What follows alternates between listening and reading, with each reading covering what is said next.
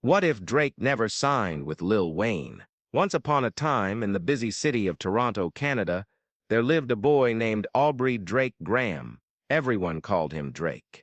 He was smart, funny, and really good at music and acting. When Drake was just a teenager, he landed a big role on a TV show called Degrassi, The Next Generation. He played Jimmy Brooks, a basketball star who gets hurt and has to use a wheelchair. Drake became very popular because of the show. Kids all over Canada knew his face, and some even thought he'd become a famous actor someday. But deep down, Drake loved music more than acting.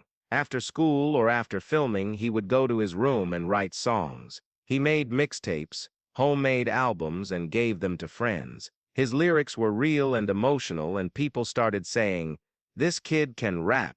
One day, when Drake was 19, he got a chance to meet a famous rapper named Lil Wayne. Lil Wayne was one of the biggest stars in hip-hop. Drake opened for him at a concert in Toronto. People loved how Drake performed. After the show, Lil Wayne told Drake, "You've got something special, come work with me."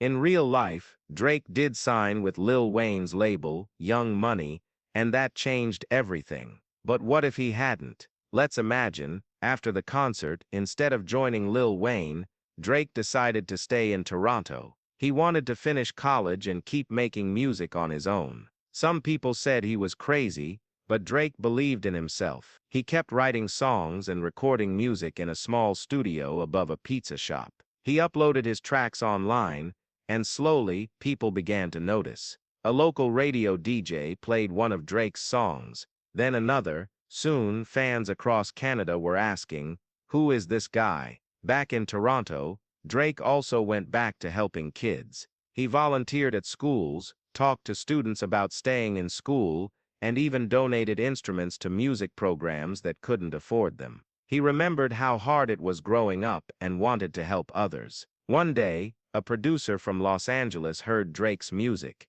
He loved it so much he flew to Toronto to meet him. That meeting led to Drake working on songs with other artists. He wasn't signed to a big label yet, but he was getting closer. Then came a turning point.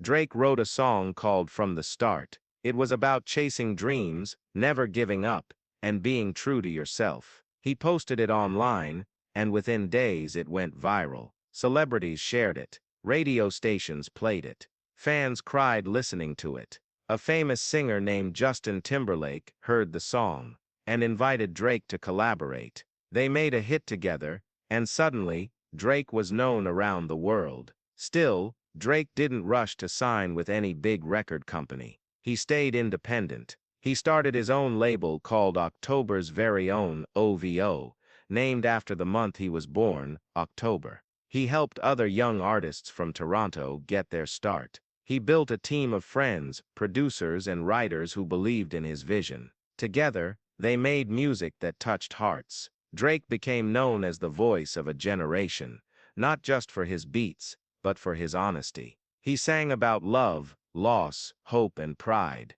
Teens everywhere felt like he understood them. Even though he was now rich and famous, Drake never forgot where he came from. He bought the old pizza shop where he used to record and turned it into a youth center. Kids could go there to learn music, art, and dance, all for free. Years later, Drake won awards and filled stadiums. He was invited to perform at the Grammys and headline major festivals. But during every concert, he always said the same thing. "I'm not here because someone handed me a mic. I'm here because I believed in myself, and I kept going." If you believe in yourself, you can do anything. One night, after a huge show in Toronto, Drake sat backstage. A young fan came in with a notebook full of songs. She was nervous but excited.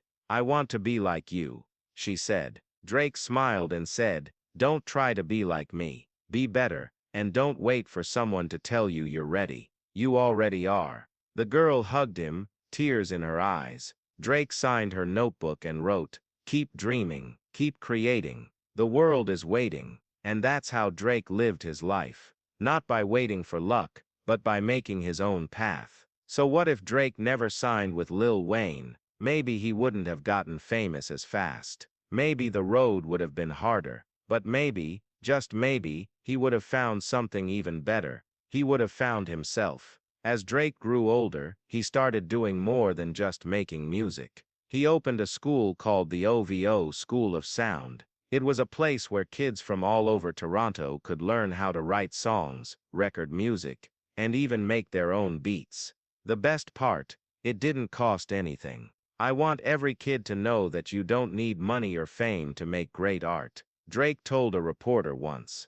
You just need heart. At the school, Drake taught classes sometimes. He'd walk into the room like any other teacher, wearing his favorite hoodie and smiling at the students. They loved him, not because he was famous, but because he treated them like friends. One student, named Malik, stood out. He was quiet and shy, but when he rapped, it was like lightning. His rhymes were fast and full of feeling. Drake saw something special in him, something like what he once had. Drake pulled Malik aside after class. One day, "You've got fire in your voice," Drake said. "Don't ever let anyone tell you to turn it down." Malik smiled and nodded. That night, he stayed up late writing a new song. A few weeks later, he played it for Drake. It was about growing up in a tough neighborhood and still believing in dreams. Drake was so moved, he asked Malik to open for him at his next concert. When Malik stepped on stage in front of thousands of people, he was scared. But then he looked out and saw Drake standing in the shadows, giving him a thumbs up. That night, Malik became a star too. Back in Toronto, Drake also helped start a program called Dream Big, Stay Home. It gave jobs to young people in the city, teaching them how to work in music studios, design clothes, or run events. Drake believed in building up his hometown instead of leaving it behind. He even started a clothing line with his friend Noah. It was called OVO, short for October's Very Own, and it became super popular. But Drake never forgot the little guy. Every time they sold a shirt or hat, some of the money went back into the youth center or the music school. Even though Drake was busy with concerts and interviews, he always made time for the kids who looked up to him. Once, a group of students from a small town wrote him a letter. They said their school didn't have enough money for instruments or music teachers. Drake read the letter twice, then picked up the phone. A week later, boxes arrived at the school filled with guitars, keyboards, microphones, and even drum kits. There was a note attached. "Keep making noise. Keep making music. You're already amazing, Doc." The whole school cheered. Years passed, and Drake kept doing good. He won awards, sang with legends, and even acted in movies again. But no matter how big he got, he always stayed grounded. He often said, "Success is cool but impact is forever."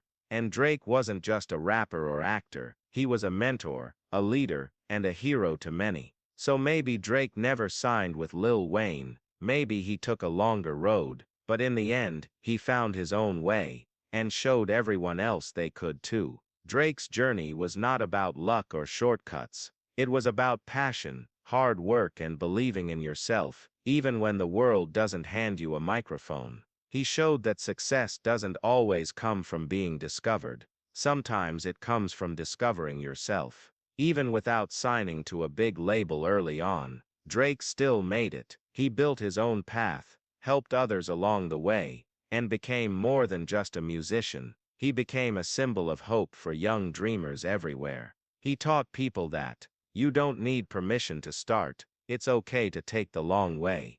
Giving back is just as important as rising up. Your voice matters, no matter where you come from. And the best part, his story didn't end with him. It kept going through every kid who picked up a pen, opened a laptop, or stepped into a studio because they believed in their own dreams. So if you're reading this and thinking, "I want to do something big," remember Drake's journey. You don't have to wait for someone to notice you. Start today, make your music, draw your art, write your story, speak your truth. The world needs your voice. What are you passionate about? Is it music, writing, art, sports, science? Whatever it is, go after it. Don't wait for the perfect moment. Create it. Start small, stay strong, dream big, and when you begin to succeed, Don't forget to help others rise too, because real greatness isn't just about reaching the top, it's about lifting others as you climb. Now go out there and make your own path.